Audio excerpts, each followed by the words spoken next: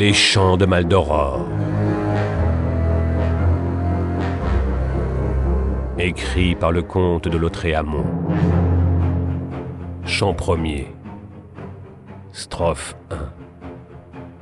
Plût au ciel que le lecteur, enhardi et devenu momentanément féroce comme ce qu'il lit, trouve, sans se désorienter, son chemin abrupt et sauvage à travers les marécages désolés de ces pages sombres et pleines de poison.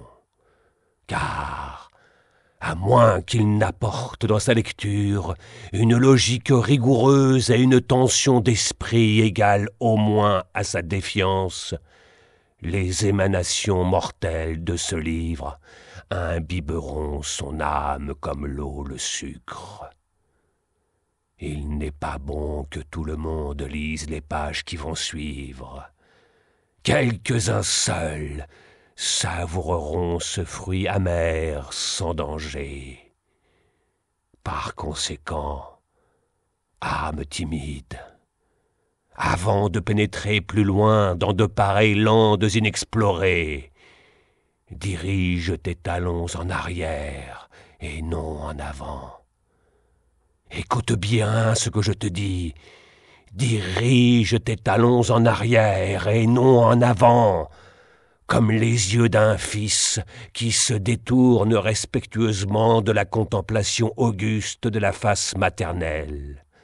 Ou, plutôt, comme un angle à perte de vue de grue frileuse, méditant beaucoup, qui, pendant l'hiver, vole puissamment à travers le silence, toute voile tendue, vers un point déterminé de l'horizon, d'où tout à coup, par un vent étrange et fort, précurseur de la tempête.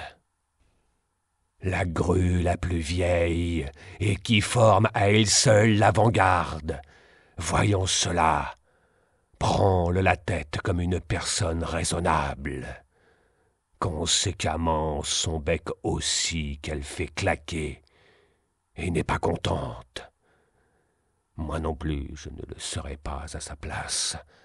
Tandis que son vieux cou, dégarni de plumes et contemporain de 3 générations de grues, se remue en ondulations irritées qui présagent l'orage qui s'approche de plus en plus.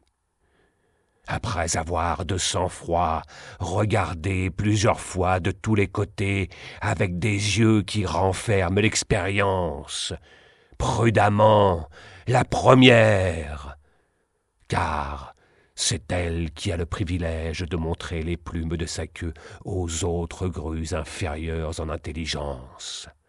Avec son cri vigilant de mélancolique sentinelle, pour repousser l'ennemi commun, elle vire avec flexibilité la pointe de la figure géométrique. C'est peut-être un triangle, mais on ne voit pas le 3e côté que forment dans l'espace ces curieux oiseaux de passage. Soit à bâbord, soit à tribord, comme un habile capitaine, et, manœuvrant avec des ailes qui ne paraissent pas plus grandes que celles d'un moineau, parce qu'elle n'est pas bête, elle prend ainsi un autre chemin philosophique et plus sûr.